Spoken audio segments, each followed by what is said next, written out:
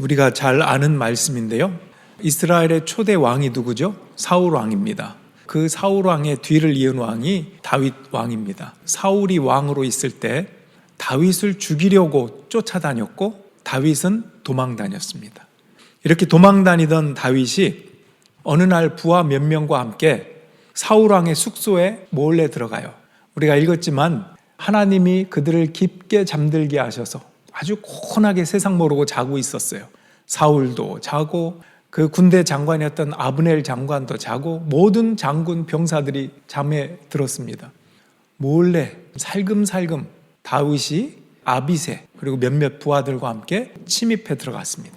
사울 왕이 자고 있는 게 보입니다. 장군들도 자고 있어요.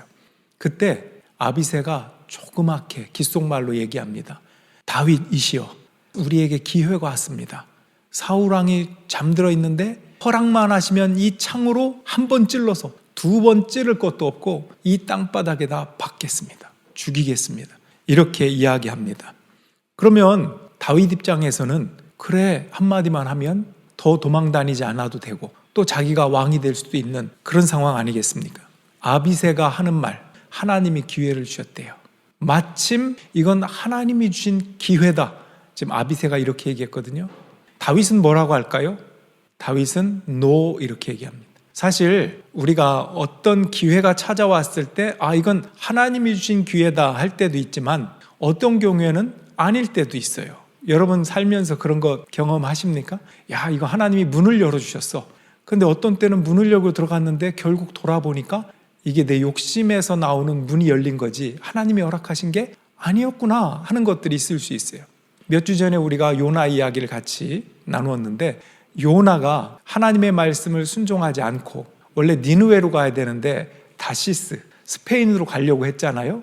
근데 성경에 보면 1장 3절에 어떻게 나와 있냐면 마침 다시스로 가는 배가 있더라 이렇게 나와요. 어떻게? 마침.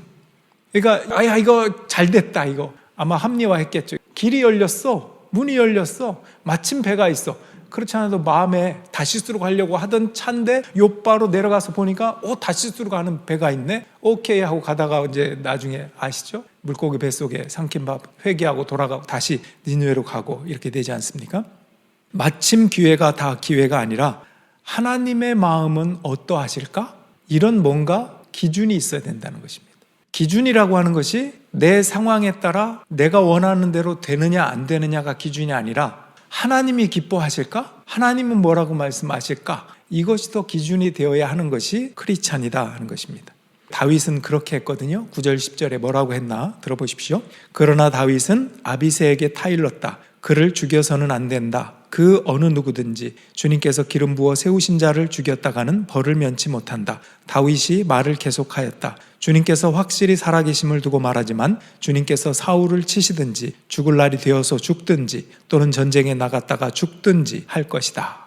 다윗은 보니까 그런 아비새의 제안을 거절해. 왜? 이건 하나님의 뜻이 아니다. 어떤 기준이죠?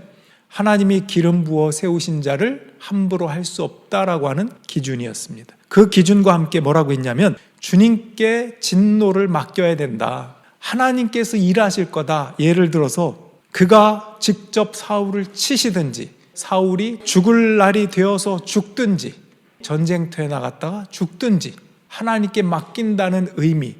그래서 어떻게 했죠? 11절에 다시 한번 보여주세요. 주님께서 기름 부어 세우신 일을 내가 쳐서 죽이는 일은 주님께서 금하시는 일이다. 한 번 더 얘기했어요. 그 다음에 어떻게 했냐? 그러므로 이제 우리는 그의 머리맡에 있는 창과 물병만 가지고 가자. 창과 물병만 가지고 갔습니다. 가서 한밤에 어느 정도 거리가 멀리 떨어져 있을 때 산꼭대기에서 부릅니다. 다윗이 아브넬아. 아브넬은 사울 왕의 군대 장관이라 그랬잖아요. 아브넬아, 아브넬아, 너는 어찌 임금님을 모실 생각을 못하고 그렇게 자고 있냐? 이런 식으로 얘기했습니다. 그랬더니 아브넬이 뭐야 누가 이렇게 시끄러워 하면서 소리를 또 지릅니다. 보니까 다윗이에요. 다윗이 하는 말을 사울도 깨어서 듣습니다. 임금님의 창과 물병이 어디 있는지 찾아봐라. 당황하죠. 없습니다. 창이 없어졌어요. 적군이 들어왔다가 왕의 머리맡에 두고 있던 것을 가져갔다는 얘기는 죽일 수도 있었다는 뜻이잖아요. 사울 왕이 그 말을 듣고 네가 다윗이냐? 어떻게 된 거냐? 다윗이 얘기합니다. 저는 임금님을 죽일 기회가 있었지만 죽이지 않고 임금님의 창과 물병만 가지고 나왔습니다.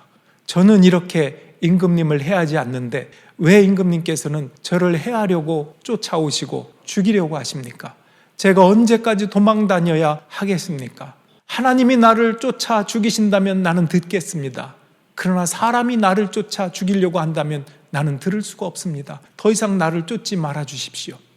사울 왕이 감동을 하여, 이런 일이 한 번 더 있었는데 지금 두 번째거든요.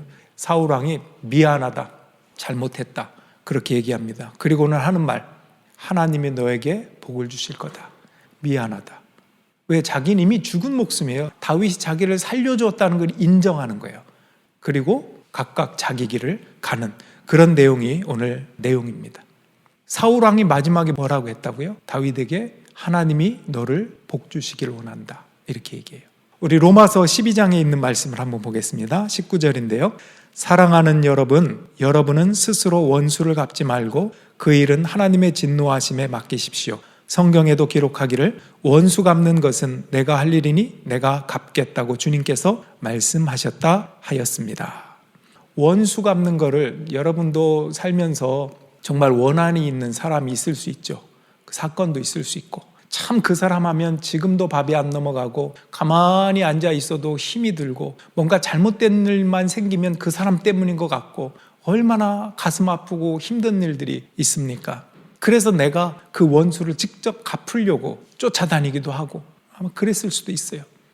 성경에 보니까 사랑하는 여러분하고 아버지의 마음으로 권면합니다. 여러분 스스로 원수를 갚지 말고 하나님의 진노하심에 맡기십시오. 아마 그 하나님의 진노하심이란 것은 이런 걸 거예요. 아까 다윗이 얘기했던 것처럼 하나님이 직접 치시든지 그 수명이 다해서 죽든지 전쟁에 나가서 죽든지 법원의 심판을 받든지 교통사고로 죽든지 아니면 반대로 하나님이 그를 긍휼히 여기셔서 그를 은혜를 베푸시든지 용서하시든지 어쨌든 하나님의 진노하심 또는 하나님의 일하심에 맡기라, 그런 뜻입니다. 여러분 이거 동의가 되십니까? 이 말씀에 반응해서 아멘 할 수 있다면 여러분 많이 오신 것 같아요. 아마 이런 일을 당장 겪고 났을 때는 이 말씀이 절대 눈에 들어오지 않을 것입니다. 내 아픈 마음, 이 상처를 하나님은 모르십니까? 어떻게 그렇게 원수를 오히려 편드는 것처럼 말씀하실 수 있습니까? 이렇게 따질 수도 있을 거예요. 그런데 사랑하는 아들아, 사랑하는 딸아 부르시는 아버지의 심정으로 생각해 보세요. 여러분의 아들이, 여러분의 딸이 누군가에게 상처를 받고 힘들어하는데 그 아이가 결혼해서도 애를 낳아서도 나이가 먹어가면서도 계속 그 문제에 묶여서 힘들어하고 있다면 여러분이 어머니로서 아버지로서 보기가 어떻겠어요? 차라리 그를 용서하고 자유로워하라. 이제는 내 삶을, 주어진 삶을 기쁘고 즐겁게 살아라, 이렇게 권면하지 않겠습니까? 그것이 아버지의 마음인 것 같아요. 얘들아, 너희들은 그렇게 하나님의 일하심을 믿고 그렇게 살아라. 여러분 그렇다면 우리는 아무것도 안 하고 하나님이 일하신다고 하니까 손 놓고 그냥 살면 될까요? 그렇지 않습니다. 사명을 따라 살아가야 되는 거예요. 예를 들어 바울이 말년에 예루살렘으로 갔다가 거기서 잡혀서 로마로 끌려가거든요. 그리고 로마에서 순교를 하죠. 그런데 예루살렘으로 가는 그 과정에 아가보라고 하는 그 당시 예언자를 만납니다. 그 아가보란 예언자가 뭐라고 하냐면 자기의 손과 발을 막 묶어요. 그리고 이 주인이 이렇게 될 거다, 그 말은 잡힌다는, 결박당한다, 그런 시청각적인 예언을 그렇게 합니다. 바울과 함께 있던 무리들이 얼마나 바울을 아끼면 그거 보십시오, 그렇지 않아도 우리도 기도하면서 절대로 예루살렘으로 가면 안 된다는 응답을 받았습니다. 그런데 이 예언자도 이렇게 하나님 앞에 예언을 듣고 말하지 않습니까? 예루살렘으로 가지 마십시오. 사도 바울은 이렇게 얘기합니다. 왜들 이렇게 울면서 내 마음을 아프게 하십니까? 나는 주 예수의 이름을 위해서 예루살렘에서 결박을 당할 것뿐 아니라 죽을 것까지도 각오하고 있습니다. 바울이 우리의 만류를 받아들이지 않으므로 우리는 주님의 뜻이 이루어지길 빕니다 하고는 더 말하지 않았다. 바울이 알고 있었어요? 모르고 있었어요? 알고 있었어요. 본인도 예루살렘으로 가면 결박당한다, 죽을 수도 있다, 이 각오를 가지고 올라가는 거예요. 사명이 있기 때문에 가는 거지 위험하니까 안 가고 위험하지 않으면 가고 이런 기준이 아니었어요. 하나님 앞에 내가 가진 사명이 뭔가, 그것을 기준으로 해서 가느냐 안 가느냐, 위험하든 위험하지 않든, 그것은 두 번째 문제였습니다. 가면 위험합니다. 붙잡힐 것입니다. 결박당할 것입니다. 만약에 여러분이 그런 예언을 들었다 어떻게 할 것 같아요? 그럼 안 가지 뭐. 너무 쉽게 그럴 것 같아요. 우린 연약해요. 근데 사도 바울은 어떻게 했어요? 다 알면서 왜 눈물 흘리면서 내 갈 길을 막으십니까? 나는 예루살렘에서 결박당하고 죽기까지 각오한 몸입니다 하고 그것이 하나님의 뜻이라고 밝히고는 가겠다는 거예요. 사람들이 그 말을 듣고 더 이상 두말하지 않고 주의 뜻대로 이루어지이다, 이렇게 얘기합니다. 혹시 여러분 자녀 가운데 나 이 길을 갈 거야 고집하는 자녀가 있습니까? 내가 사랑하는 자녀인데 나 이 길을 갈 거야, 엄마 아빠 반대해도 소용없어요. 그러면 부모님으로서는 어떨까요? 우리 한국말에 그런 거예요. 자녀 이기는 부모 있다 없다? 없다. 대부분 보면 자녀의 뜻대로 가더라고요. 근데 부모가 처음엔 반대할 수는 있지만 자녀가 사명을 가지고 가겠다, 내가 계획과 중심을 가지고 이렇게 하겠다라고 끝까지 고집하면 어떻게 해야 될까요? 주의 뜻이 이루어지이다 하고 보내야 하는 것입니다. 또는 아까 사울의 표현으로 하면 하나님이 너에게 복 주기를 원한다, 그러고 보내야 되는 것입니다. 부모님은요, 삶의 경험이 많은 것 같아도 그렇지 않을 수도 있어요. 지금 시대 아이들이 겪고 있는 경험 우리가 어떻게 했습니까? 안 했잖아요. 내 뜻, 내 생각, 내 안목만 고집하지 말아야 합니다. 주의 뜻대로 이루어지이다, 또는 하나님이 복 주길 원한다 얘야 하고 축복하고 보내야 되는 것입니다. 오늘 우리가 찬양할 때 가사에 주가 일하시네, 날이 저물어 갈 때 빈들에서 걸을 때 그때가 하나님의 때, 내 힘으로 안 될 때 빈손으로 걸을 때 내가 고백해 여호와 이래. 여러분 보세요. 우리는 준비한 게 하나도 없어요. 자녀가 그렇게 말할 때 부모로서 준비해 준 게 아무것도 없고 당황스러워요. 내가 모르는 갑자기 그 길을 간다고 할 때 우리는 준비된 게 없어요, 부모로서. 그런데 하나님은 여호와 이래. 여호와 이래의 뜻이 뭡니까? 하나님이 준비하셨다라는 뜻입니다. 하나님이 준비하셔서 그 아이와 함께 소통하면서 그 아이의 아픔 속에서 응답하면서 이끌어 가시는 그 모든 것들을 우리 부모가 어떻게 합니까? 그러니까 자녀가 하나님과 만날 수 있는 기회를 이렇게 엮어주는 게 부모의 가장 큰 역할이에요. 네가 하나님과 대화해봐라, 기도해봐라, 하나님의 뜻이 무엇인지 물어봐라. 여러분 다윗의 모습을 한번 상상해 보세요.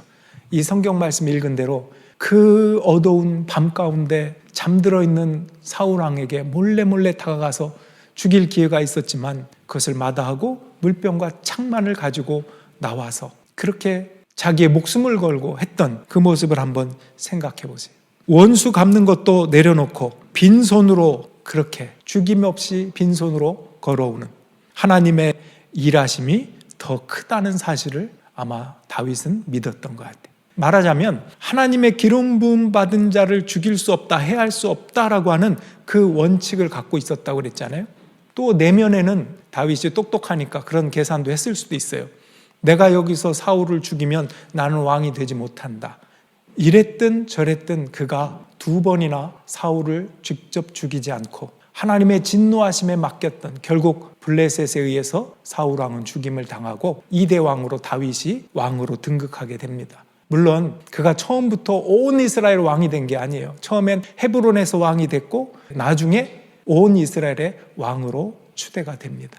그만큼 사울이라고 하는 영향력이 굉장히 컸어요.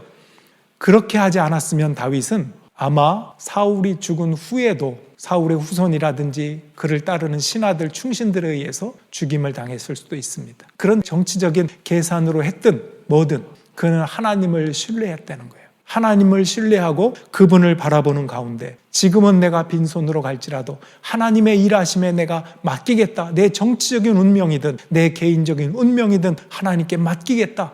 그렇게 행동하고 결단했다라는 것입니다. 여러분 이러할 때 우리가 할 일은 무엇입니까? 하나님의 일하심을 믿는 것, 그것이 첫 번째이고요. 두 번째는 그 믿음으로 작은 일에 충성하는 것입니다. 우리에게 맡겨진 일에 충성하는 것입니다. 제가 어떤 분의 간증을 지난주에 들었습니다. 이분은 아빠예요. 아들이 있는 아빠인데 너무나 일하느라고 바빠가지고 제대로 놀아주지도 못하는 거예요.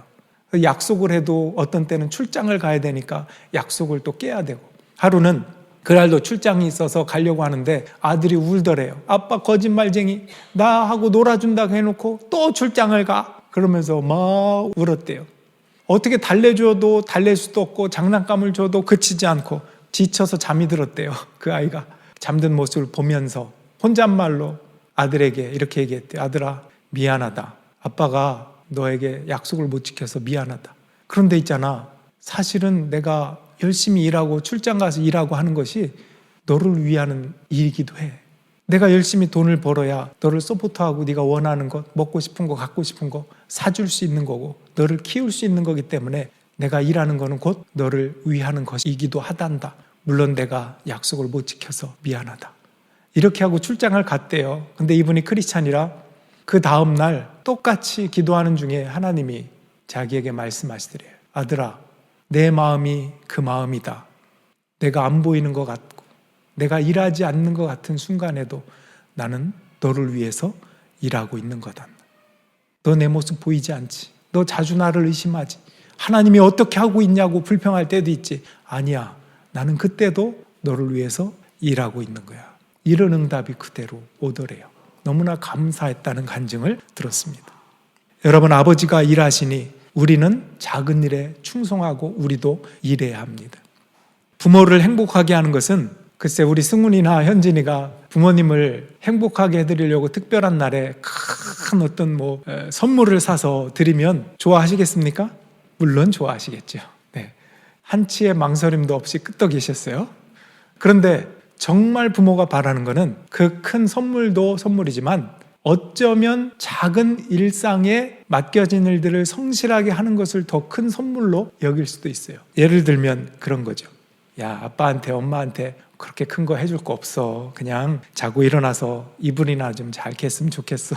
방 청소나 좀 잘 했으면 좋겠고 밥 먹었으면 좀 설거지도 하고 치웠으면 좋겠어. 공부나 좀 열심히 했으면 좋겠어. 또 말을 좀 예쁘게 했으면 좋겠어. 화장지도 좀 아껴 쓰고. 되게 사소한 거거든요. 아주 일상적인 거거든요. 왜 부모님이 그런 말 하죠?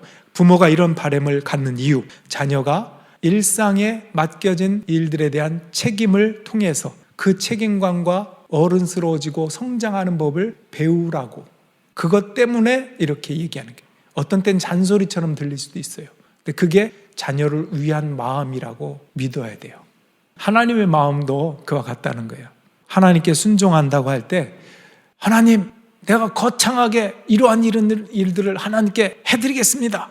이것보다 날마다 내게 주어진 삶에서 하나님의 성품을 닮아가는 거죠. 하나님 맡겨주신 일들을 잘 감당하는 거예요. 작은 일에 충성된 자는 큰 일에도 충성한다 그랬거든요. 지극히 작은 일, 그 일상 가운데 하나님의 뜻에 순종하길 원하기 때문에 하나님이 작은 일에 충성하라고 말씀하시는 것입니다. 여러분, 우리가 적용을 좀 하자면 십자가가 없는 사람은 아무것도 아니에요. 예수님 보실 때 나를 따르고자 하는 자는 자기를 부인하고 자기 십자가를 지고 나를 따르라, 이렇게 말씀하셨거든요. 나를 부인한다는 것은 내 고집이나 내 성품, 성질이라고 안 하죠. 보통 성질이라고 하죠. 그것들을 부인하는 거예요. 그게 나를 부인하는 거예요. 그걸 지고 십자가를 지고 따르는 거예요. 여러분 생각해 보면 예수님이 여러분 가정에 화목하고 평화가 있기를 원하시겠어요? 전쟁터이기를 원하시겠어요? 화목하고 편하기를 원했어요. 평안이 있기를, 하나님을 섬기는 믿음의 가정이 되기를 원하시겠죠. 그런데 거기에 쓰임받는 나라면 내 고집과 내 성질과 이런 거 가지고 남편과 아내를 대한다면 그것이 내 십자가를 지고 따르는 길일까요? 예를 들자면 그런 거예요. 우리의 일상이 별거 아닌 것 같아도 내 일상에서 충성되게 해야만 하나님의 뜻이, 하나님의 나라가 내 가정에, 내 마음에, 내 주변에 이루어지는 것들이 무수하게 많다라는 말씀을 드리는 것입니다. 우리의 작은 삶에서 맡겨진 일에 충성하면서 하나님의 음성을 듣는 훈련, 이것이 중요하다라는 것입니다. 다시 첫째, 하나님의 일하심을 믿는 것. 둘째, 그 일하심을 믿고 맡겨진 작은 일에 충성하는 것. 하나님이 하시는 일, 내가 하는 일, 이렇게 함께 하나님 안에서 해나간다라는 것입니다. 언제 주님 앞에 갈지 우리는 모르죠. 100년 후에 여기 있을 사람은 저를 포함해서 아무도 없습니다. 그런데 내게 주어진 지금을 하나님 나라로 가꾸어 간다. 이게 왜 작은 일이 아니라고 예수님 말씀하시냐면 내가 갖고 가는 이 일상의 작은 이 부분은 하나님 나라로까지 영원히 이어지는 일이기 때문에 그래요. 예수님께서는 얘들아, 작은 일에 충성해. 거기에 하나님의 나라가 임하면 그 하나님 나라는 영원한 거야. 지금부터 하나님 나라를 사는 거야. 그리고 요한복음 17장에서 뭐라고 하셨어요? 영생은 나와 유일하신 하나님을 아는 것이 영생이라고 말씀하셨습니다. 우린 보통 죽어서 가는 곳이 영원한 영생이라고 여기잖아요. 죽은 후에. 그렇지 않다는 거예요. 지금 내가 하나님을 알고 예수님을 알면 영생이 시작된다는 의미에서 말씀하셨습니다. 어떻습니까? 오늘 한번 다시 찬양해 보지 않겠습니까? 다윗을 상상하면서, 사도 바울을 상상하면서, 여러분의 광야 가운데 빈손으로 홀로 걷던 그때를 상상하면서 찬양을 한번 같이 부르지 않겠습니까? 주가 일하시네. 우리 함께 일어나서 찬양 드리겠습니다.